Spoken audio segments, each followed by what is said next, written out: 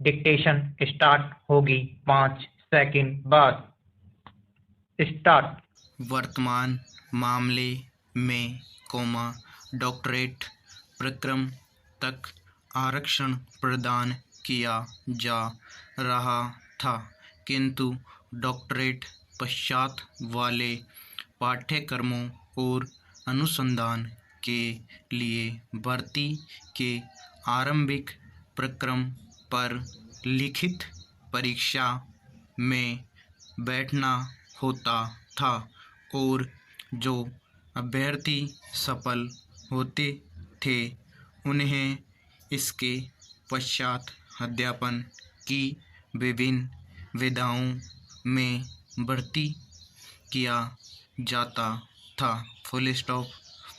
समस्या उस प्रक्रम पर आरंभ होती है जब इसके पश्चात विभिन्न पाठ्यक्रमों की बाबत पद आरक्षित किए जाते हैं। Full stop.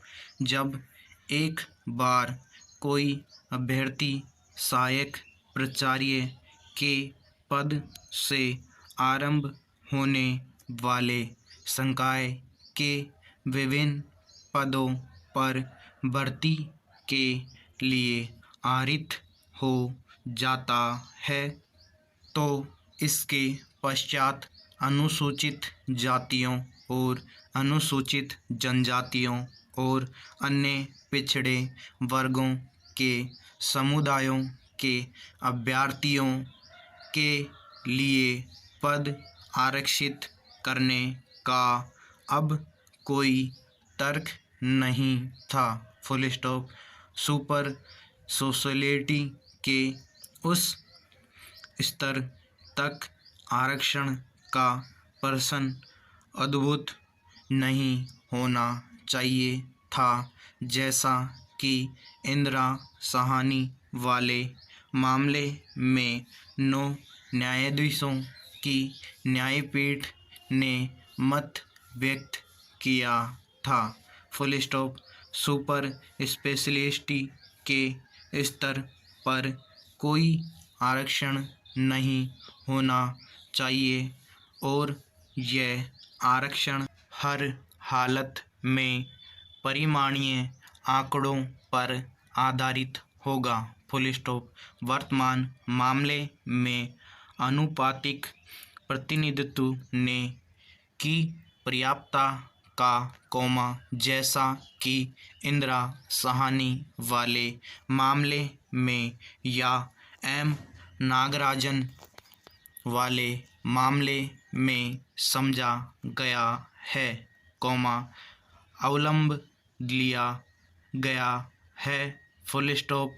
क्रीमी लेयर की संकल्पना के प्रति निर्देश करते समय इस बात पर जोर दिया गया कि समता का यह अर्थ नहीं है कि ऐसी समता बनाए रखने के लिए आरक्षण प्रत्येक मामले में लागू किया जाना था।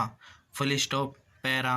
जबकि आरंभिक भर्ती के प्रक्रम पर योग्यता की संगतता और महत्व को अनदेखा नहीं किया जा सकता है, किंतु इस बात को भी अनदेखा नहीं किया जा सकता है कि आरक्षण के उसी विचार को लागू करने से कम प्रतिभावान व्यक्ति का चयन विवर्सित होता है। Full stop.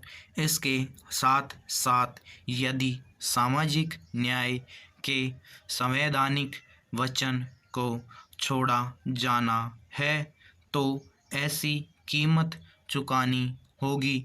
Full stop. तथापि अनुच्छेद 16 के उपबंधों के संबंध में एक विभेद किया गया था और अनुच्छेद 335 सुसंगत होगा और कोई भी न्यूनतम मानदंड विहित न करना अनुज्ञेय नहीं होगा। Full stop. Para.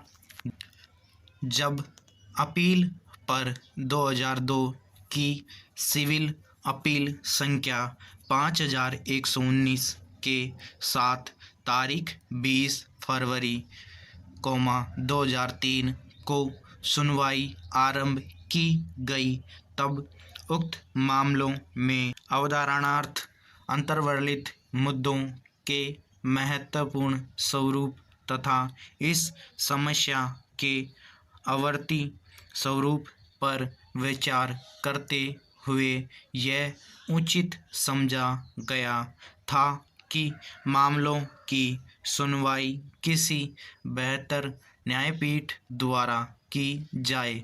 Full stop. इसके पश्चात तारीख 12 फरवरी 2004 को मुख्य न्यायमूर्ति की अध्यक्षता वाली 3 न्यायाधीशों की न्यायपीठ का यह मत था कि इन मामलों में संविधान के निर्वचन के बारे में विधि के सारवान प्रश्न अंतर्वर्लित हैं और उनकी सुनवाई 5 न्यायाधीशों की न्यायपीठ द्वारा की जानी अपेक्षित है। Full stop. इस निर्देश के अनुसरण में मामला अनेक बार 5 न्यायाधीशों की न्यायपीठ के समक्ष प्रस्तुत किया गया और अंततोगत्वा उन्हें तारीख 2 जुलाई